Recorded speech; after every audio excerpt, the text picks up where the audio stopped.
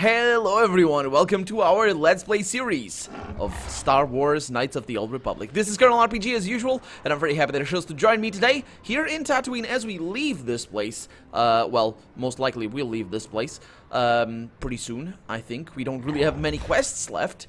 Last episode I went in there into the hunting lodge and tried to sell the things that I have, but I found out that, well, by looking at the things that I have, I found out that the Dragon Pearls are actually used for upgrades on the lightsabers. So we're probably gonna, it's just like 600 credits, so it's not really that big of a deal.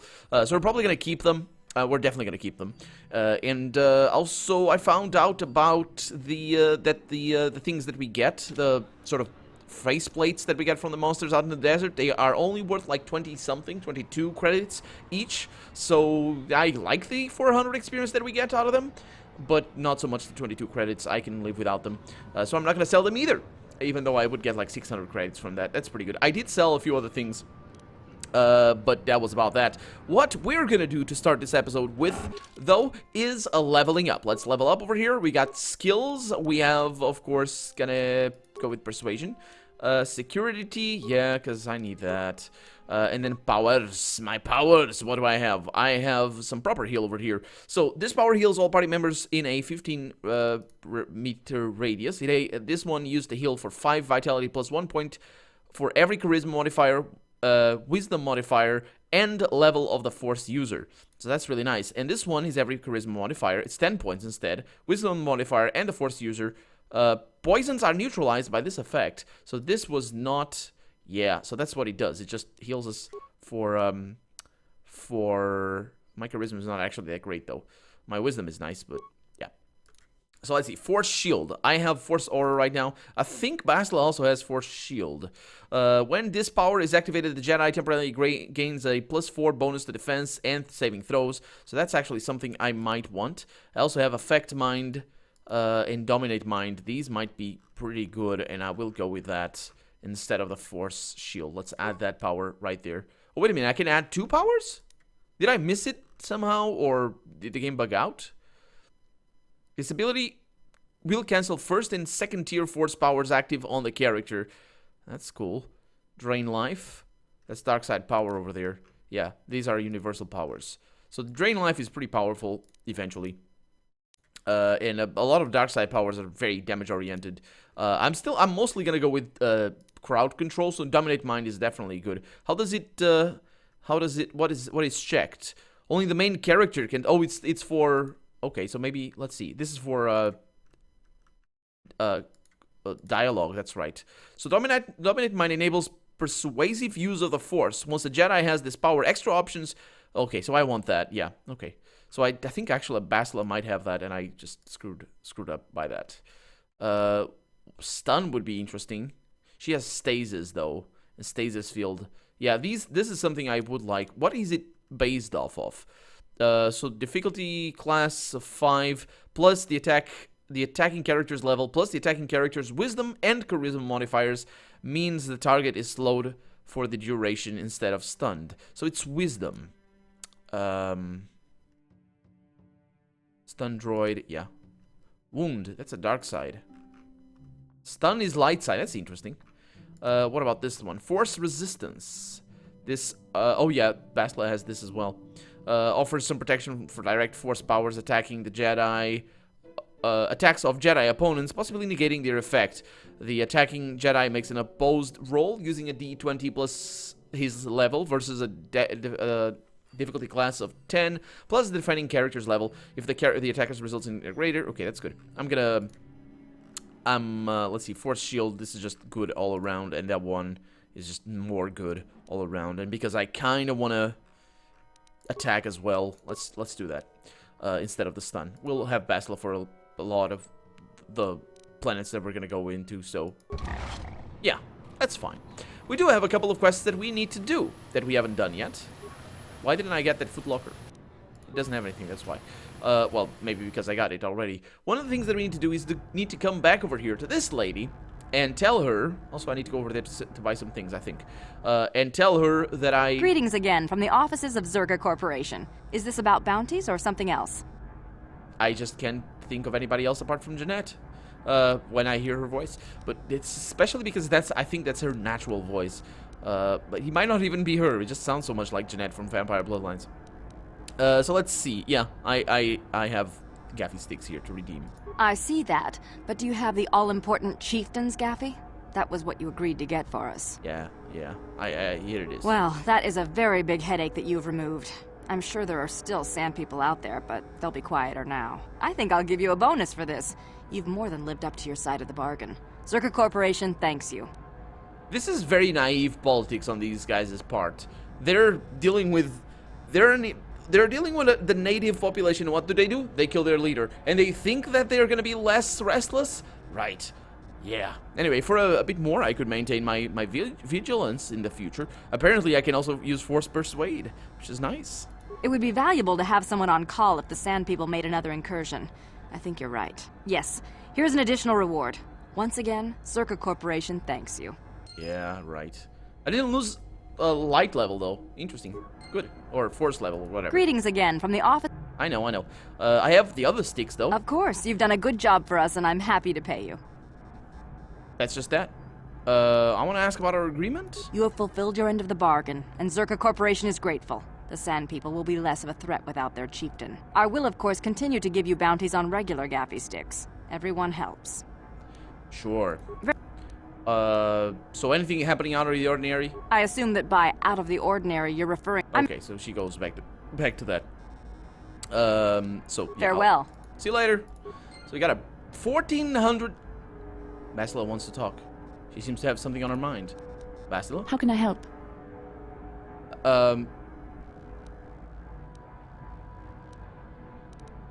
Why did the council send me with you on this mission? I thought we had gone over this, but apparently... Why? I could not accomplish this on my own. I need the aid of others, especially one who is strong in the Force.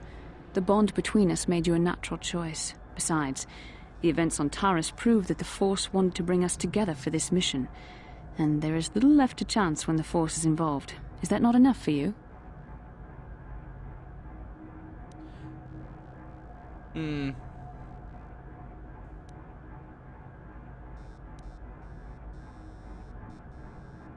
that's it? That's enough reason for you to accept all this? I admit, there were times that I wondered if this is more than just a mission to stop Malak. There were times when I wondered if this was also a way for the Council to test my own abilities. I get the feeling that there's more going on than I know. I wondered if the Council wanted to see how I would help and guide you on our quest. I wondered if they were testing me to see if I was ready to become a Jedi Master myself. And then I realized how foolish such thoughts were. As the Council explained, sending a Master in our group would only have drawn unwanted attention from the Sith. The fate of the galaxy is at stake. The Council would not risk it merely to test me. They calculated the risks, and in the end chose the only option available.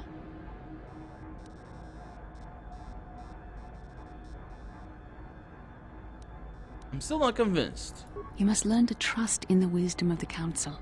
Your destiny will come when it's appointed time. You mustn't be so impatient. Me? You're the one who thought this was her big audition for masterhood. Must you be so frustrating? I admit, I had a moment of foolish pride, but I'm over it. Now I am focused on my true responsibilities. I'm simply trying to help you and complete this mission, and yet you battle me at every turn.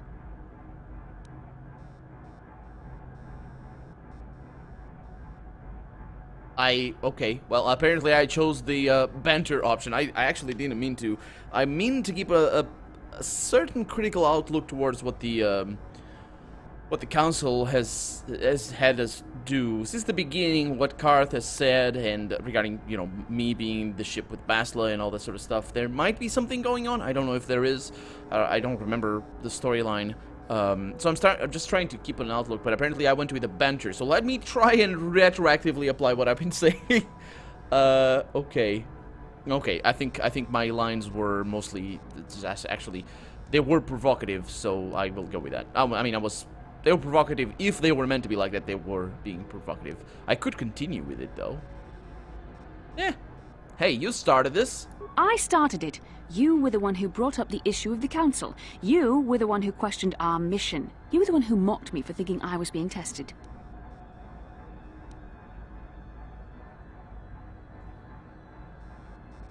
I don't know what you're talking about.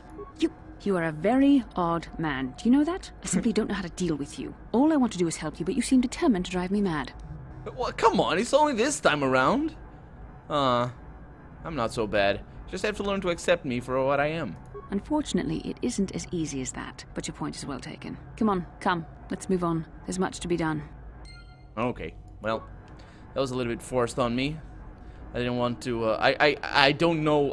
My intention with this Let's Play, by the way, it's possible to romance Bastila. But my intention with this Let's Play is to play as natural as possible. Just play it cool. So you know, if it is gonna come to that, I want to see the game actually deliver a convincing storyline for the romance. Unfortunately, what happened before, of course, was that on my single first only thing that I said to her that I knew that was romance related, because each time there's a choice, there's always a romance related option. And the first one, she immediately blurted out, "I have feelings for you so much," and yeah, that was very disappointing. But so far, it's going well. I mean, apart from that little bit, everything is going well. Okay, so I want to buy things. That's the one. Okay, so I can sell some things over here. Send people clothing. Jedi robe, Dark Jedi Knight robe.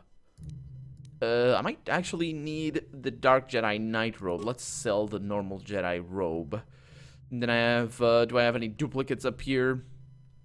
Mandalorian heavy pistol, and I got a heavy blaster over there. That's actually physical. That's all the same thing. What's the armor class? Attack modifier +3. This attack modifier doesn't even have it. So this is just bad. That's bad. That's what it is. Sith assassin pistol. Oh, yeah, sure. We got a couple of iron blasters. Those are for other things. We have a lot of blaster rifles. I don't think I need any. Let's see, blaster rifle, because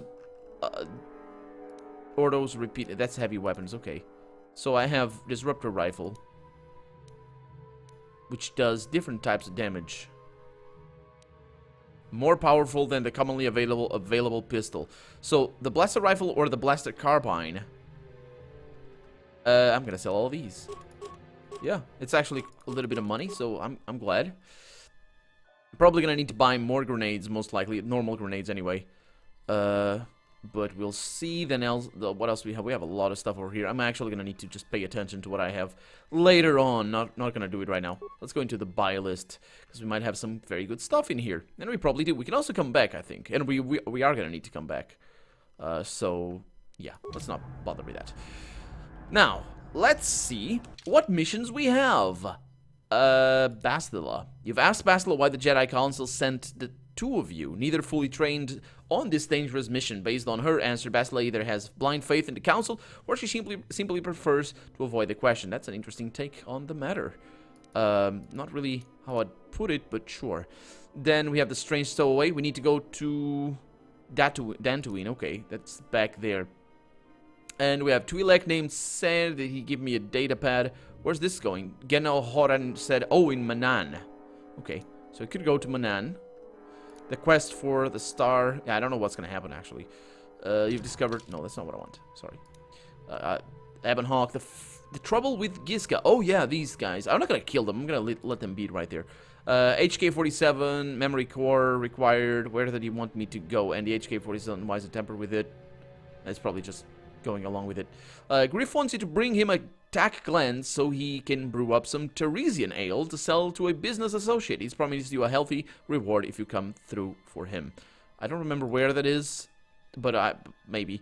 Candorus, nope. Fair trade. The Jawas held captive in the Sand People Enclave were very glad for your help, and have promised that their leader Isis will reward you when you return to their gates, or to the gates inside Anchorhead. Okay, that's good to know, because I was gonna miss that quest, and that's gonna be that. That's gonna be that for Tatooine. So we need to talk to the leader of the Jawas, or Javas? No, Jawas. And we need to go to Manan, maybe. Yeah, let's go to Manan. I don't think there's any hurry to. There's no difference, I think, in where to go and all that sort of stuff. So it's a minor, sir. just a guy standing around. And the leader was Isis, right? Was that his name? Right there. Got an utility droid around here. And Isis, right there. Hey, little guy. You of your kind, the Isis of Jawa, would thank you for what was done. Mine have returned because of you. It was as agreed, as Isis hoped it was. I have things to give you. Take and be welcome. Take and be welcome. I should say thanks then.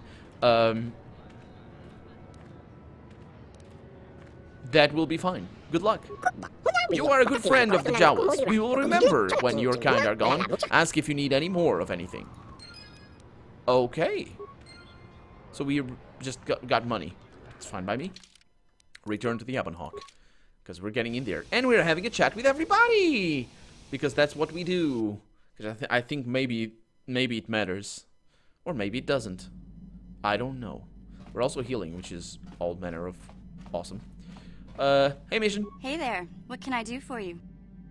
So I want to talk about your brother. I'm worried about Griff and his latest plan. I got a bad feeling about it. Yeah. He doesn't know anything about brewing Teresian ale, and now he's got himself mixed up with the exchange. Sometimes Griff can be so stupid. Huh? Part of me just wants to let him get what's coming to him. So, part of you? You said way worse things than that. Come on. Yeah. You can turn your back on your own brother, though. Right? That's what he did to you, and look at how bad that got. Why not? He turned his back on me. That's He abandoned me on Terrace, so maybe I should just leave him high and dry now. Maybe a couple broken kneecaps will do him some good. Maybe that's just the kind of jolt he needs to turn his life around. Only, what if they do something worse? Oh. They might kill him. I don't want him to die. He doesn't deserve that. But I just can't keep supporting his crazy schemes. Someone has to teach him a lesson. I don't know who wrote this. A couple of broken kneecaps is not a jolt that you get that turns your life around. It's a sucker punch that you get that sends you in downward spiral of destruction. The kneecaps, if they break, I mean, it depends on the setting, of course. We are in Star Wars, but likelier than not, you'll not be able to run for the rest of your life, and walk if you're lucky. So yeah, and yeah, sure. Let's see what I can do here. You have to stick by your family, Mission, even if they're slime sometimes. Yeah, I guess you're right. I'm not gonna change him. Griff is gonna keep on being Griff. Maybe if we get these tat glands for him, things will work out. Or maybe he'll finally see the light and turn over a new leaf. I know it's not likely, but it's all I have to hope for. Yeah. Hey there. What? So, can I talk Maybe about that? if we get these tat glands. Oh yeah, she goes back Hey to that. there. I don't think I can do anything. Can play some Pazak. I need to make security spikes. Sorry, I don't. Okay. Hey there. Hey. So do you have any advice on our little stowaway? Oh heck, I don't know. Yeah, she does. Hey there. I remember now. Do you know anything about the Gizka creatures? Are you? No, okay. Yeah, I don't know what's gonna happen with the Gizka creatures. I did talk to everybody though about that, and we didn't get any new. Yeah, what do you companions. want? Hey man, I was wondering if you had any more war stories. I was one of the best youth warriors in the clan Ordo in my time. No one before me had mastered the power of our basilisk war droids as quickly as I had. Except Mandalore himself, of course. In those days, we were sweeping across the Outer Rim, destroying all who fought us. Young Mandalores would prove themselves in real combat with unknown opponents above 1,000 worlds. Each brought back stories of his achievements. What was your story? I remember it well, orbiting high above a placid world, its defenses just stirring. As was tradition, I would go ahead of the first wave to find enemies in the thickest fighting. I remember sitting there in my armor, linked directly with the basilisk thrumming beneath me, my heart racing with fear of the coming battle. I didn't think Mandalorians got afraid. Every new warrior has to fear to understand how to beat it. You must know that. The doors opened in front of me, and the air was sucked out of the drop bay, scattering crystals of frozen vapor across my path. I can't describe what it feels like to look directly down at a world, falling continuously as you circle it, with barely 15 centimeters of armor plate protecting you. When the magnetic locks disengaged on my droid, I plunged out of the drop bay towards the battle that waited below. You dropped from orbit riding a droid? You said a basilisk. I didn't know what that was. The exhilaration, the euphoria I felt as I streaked into the atmosphere, dodging self-guided projectiles and beam weapons, was unmatched. An 80-kilometer plunge through the atmosphere, dodging and weaving, the outside of my armor glowing like the sun with the heat of re-entry. And with barely 30 meters to spare, I twisted and skimmed the surface, firing at the giant beam generators that were in my path. The explosion from that sent shock waves that leveled the entire complex around it. It was the moment of my life.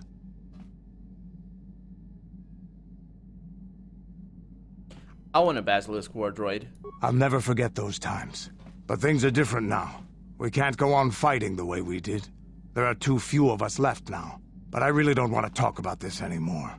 I trust I've satisfied your curiosity for now. Is there something else you want to know? Sure.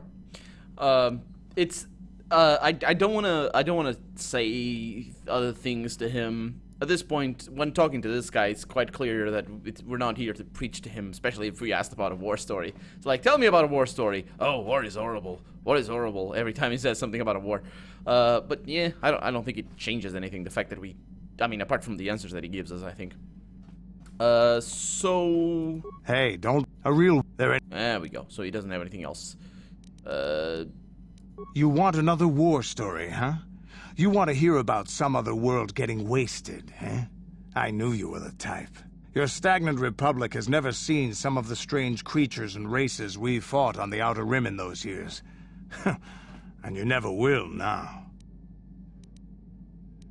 I think I know what you mean. If a world isn't strong enough to defend itself, it's basically forfeit. But this story is about something a little different. We were going through the asteroid fields of the Crispin system at the very edge of the galaxy, playing with the pirates and smugglers we found there. The main belt in the Crispin system consists of mainly small rocks covered in frozen methane gas shells, and the pirates were using them for cover. Ha! I remember using a thermal generator to cause the outer layer of one of the asteroids to vaporize in a picosecond. It blew out and shredded the 3 smugglers using it for cover. But that was a mistake. Why? Did it backfired? The asteroid I had targeted was smaller than most, maybe a dozen meters on a side. On the outside, it looked the same as any other, just a ball covered in frozen gas. But something must have been inside it, something inactive in the cold. The heat of my blast might have triggered something or woken something up. After I'd hit it, spots of light and heat appeared all over the thin shell, still covering it, evaporating the gases. What lay underneath looked like some sort of rocky growth. A deformed rock, pitted by scores of micrometeorite scars. I think something even older might have been inside that. Huh. An asteroid? Maybe, but maybe not. It started rotating faster and faster as we watched it. After a second, it started spraying fire, thermal projectiles that melted our armor like wax. We were caught completely by surprise. Before we could counterattack, it fled at an incredible speed. A ship? We couldn't catch it, but we could follow its hyperspace wake. We followed its trail as far as we could, heading away from the galactic core. When it finally led beyond the edge of our galaxy, we abandoned our efforts. Anything that wants to commit suicide in that great void is not worth our trouble trying to catch. That's the only story I have for now. I'll tell you some more stuff later if we get the chance. Is there something else you want to know? I don't know what that was all about. At the edge of our galaxy? That's not the sort of... I'm pretty sure Star Wars doesn't have that big of a distance travel. You can't... Is there? Is it like that? Where you get basically from one side of the galaxy to the other? Because the distances are enormous. Like, it's just like really, really enormous for, you know, travel anywhere just with normals, you know. The problem with the distance is not actual... Your choice. It's not the actual distance. That's the thing. That's not the issue with the distance. This is the thing that is in the middle. So imagine right now humanity could travel anywhere, at any time, no speed, just fine, would go wherever.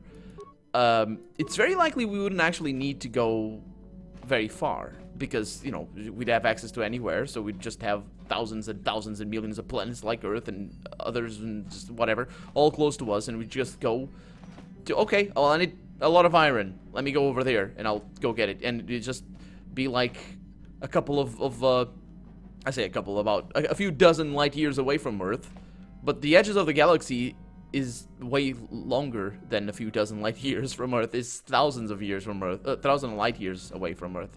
So, yeah, I don't know. Let's have a chat with HK-47 and see what he has to say. Statement. HK-47 is ready to serve, Master. Do you have things? Oh, he does, actually. Okay. A fighter simulation. Well, you don't need to call me Master, you know. Query. Don't I? I was under the assumption that organic meatbags such as yourself enjoyed such forms of address. Well, I don't. So stop it. Apology. I am afraid I cannot comply with your command, Master, as much as I would like to. Why not? Explanation. Someone has hard-coded it into my system that my current Master always be addressed as such. Who did that? Conjecture. I do not know. Some organic meatbag? You don't know. Answer. No, Master. My past memory has been almost completely erased prior to your purchase of me. How almost completely? Observation. At certain times, power rerouting forces some memory circuits to fire that were previously deleted. I cannot control this process, however. Why not? Answer. Because there has been considerable tampering with my systems, Master. Well, I have asked about this, I think. Is there any way to repair you? Answer.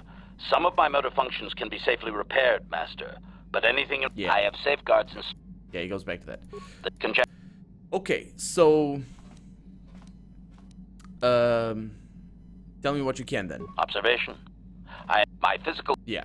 An assassin. Okay, that'll be all. So let's have a chat with him next episode, because we're about out of time.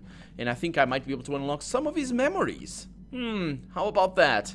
But for right now, I'm KotOR, and this has been Star Wars, Knights of the Old Republic. I really hope you've enjoyed it. And if you did, go ahead and leave a comment. Like the video if you want to see the next episode come out sooner rather than later.